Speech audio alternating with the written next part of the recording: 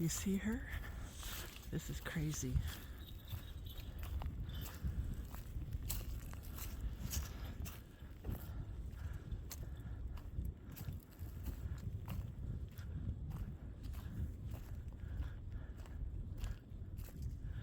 So I'm on the Appalachian Trail.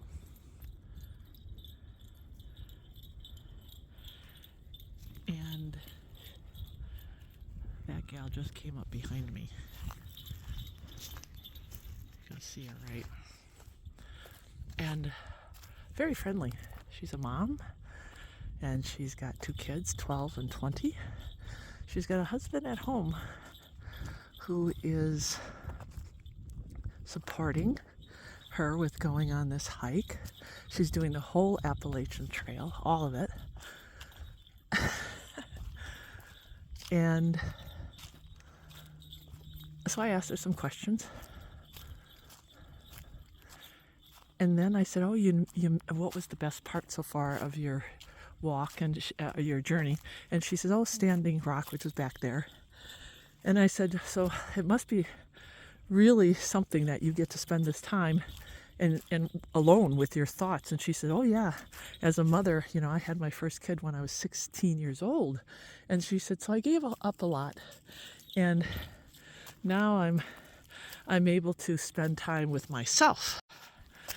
And I thought, wow, that must give you a lot to think about and reflect. I said, you could probably write a book. And she said, well, I journal every night.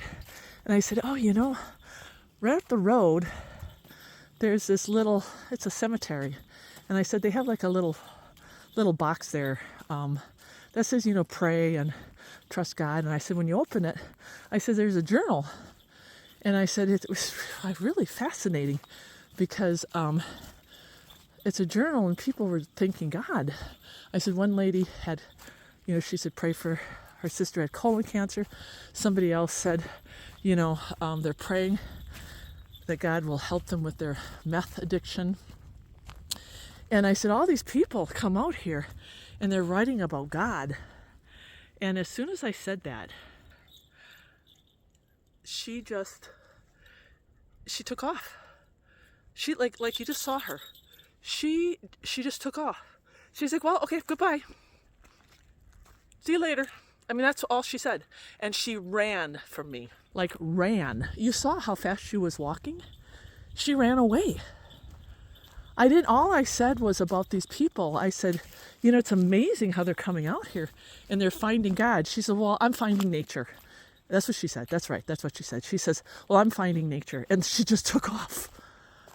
And I've never had a response from just a general conversation. I mean, it was a real general conversation.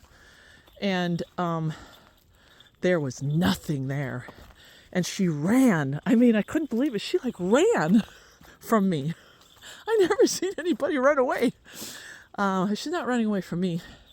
She's running away from God.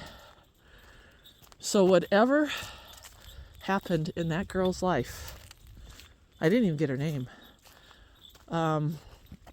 She is running, literally running from the Lord and running from whatever is broken inside of her. And it's sad because it's not the Lord that we should be running from. It should be the enemy. So she's running away from the wrong entity. How many people don't understand that God is for us? He's for us. He's not against us. He's for us. And they'll acknowledge God and they'll blame him for everything. Yet, 2 things that we have to remember. We have free will and we make choices. So it's a real easy scapegoat to blame God, right? And then, we don't take the responsibility for ourselves, for our poor choices, because we do, and let's just say this too. I know that bad things happen all the time to people. And see, that's the result of sin, and that's a result of poor choices. And so she may have been maybe raped by her father. I don't know. Maybe her father was a minister. There's so many scenarios. So she's blaming God. It's God's fault. No, it's your father's fault, who didn't know the Lord, who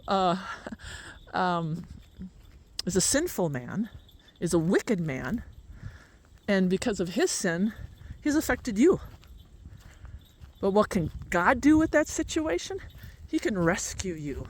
He can heal you. He can fix that brokenness. But anyway, she ran from that. Whoever she is, she needs prayers.